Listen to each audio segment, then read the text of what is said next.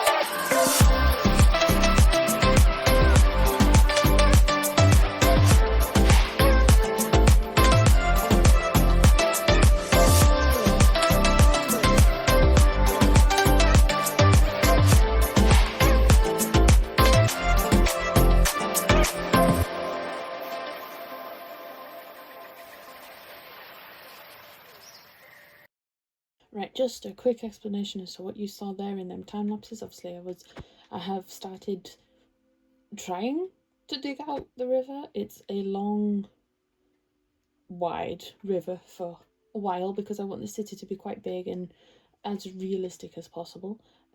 Obviously, I've built these two little embankments on either side of the mouth of the river, and then I also have these three gradients here. This one is the gradient for the rocks, the cliff sides. This is the gradient for the river, so it's going to go from mud to soul sand to thing, and just trying to work the gradient into the grass. And then this is the gradient that I used under here to get it from the muddy river to the sandy ocean. I am going to, much like over here between clips, I am going to work on making the bottom of the cliffs and the river mouth just a bit rockier, seeing as though they're cliffs and I don't want it to just be a straight just like straight down. I want it to feel a bit more natural and stuff, so I will mucky the cliffside up over there. What is this? How is that is that meant to be there? I don't know. Anyway, so yeah, that's what you saw there. You saw me with these 3 gradients, which I suppose I don't need this one anymore because that is all done. So yeah, I'm just going to spend a bit more time off camera just mucking up down here just so it's not so clean and flat. So back onto the main feature of this video, now that I have successfully lengthened the video. This building back here. Like I said, unfortunately lost the video of me building the exterior. At the front, the bottom part there, went through many different iterations before it landed on the deep slate and concrete. No, that's cyan terracotta, I think. Yeah, so I am trying not to spoil because it has the name on the front. So I'm going to go through. Oh, this is a hotel and restaurant, by the way. I have video of me decorating the restaurant, so I'll quickly go through the hotel part of it. So we all have pretty standard. I pretty much copy and pasted every single room. I would like every building to be different and varied, but I don't want to overload the world with lag, especially when some of my consoles and stuff that I use for recording aren't very strong. So I've left this bit blank because I don't know what to put in here, so if anybody has any ideas, please comment them, just so I know. Like, I would like to do like a lobby, but then the entrance is downstairs, so I don't know whether to just keep this as a sitting area. I don't know whether to fence it off and put like an indoor garden or like a pond or just like an animal sanctuary of some kind, or I don't know what to put in this like hall area, because obviously the second floor there's a little balcony bit looking to it, and or whether to put like a map of the city or like a monument of some sort. So yeah, and then going on to the downstairs and reception area, I can play some clips of me building this part.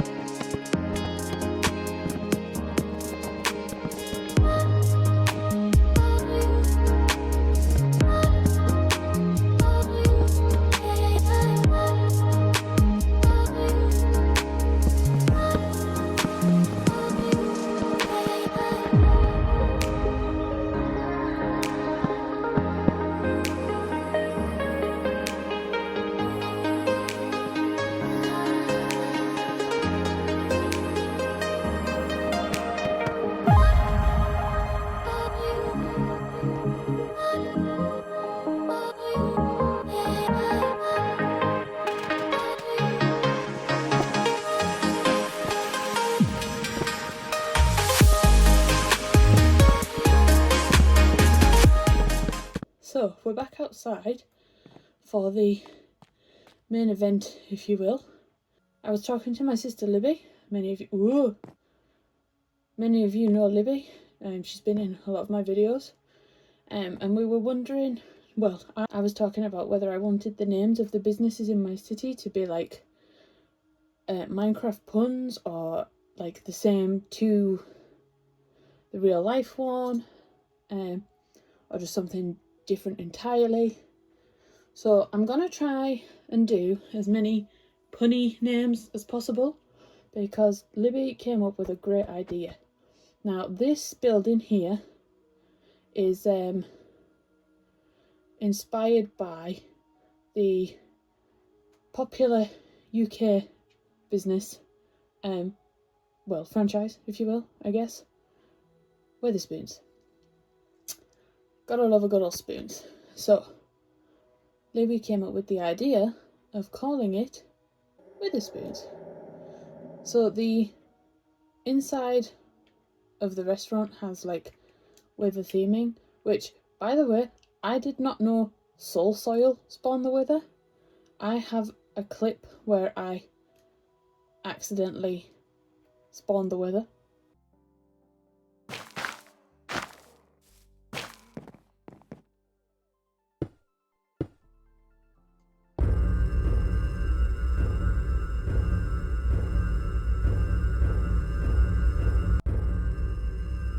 So yeah, I found an image online.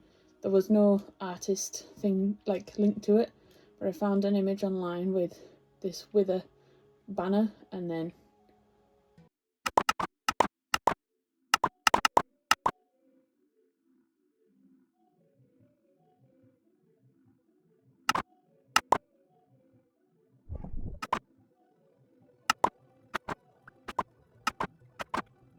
yeah, so I've done the name Witherspoons and then decorated it with a themed as much as possible without it being too much.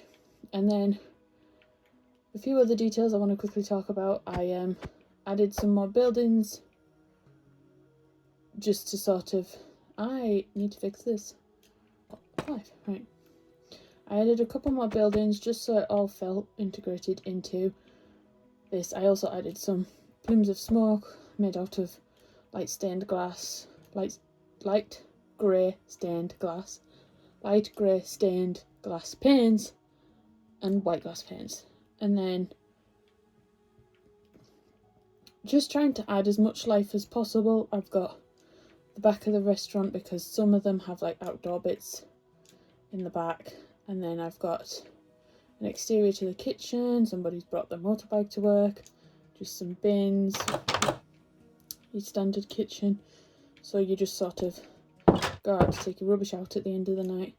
And then I thought, I watched Mumbo Jumbo's most recent video as of recording this on the 8th of May, which I'm actually hoping to get this video out today. And one of his most recent Hermitcraft videos, he did some fire escapes on his skyscrapers. So I thought I'd include one of them. And then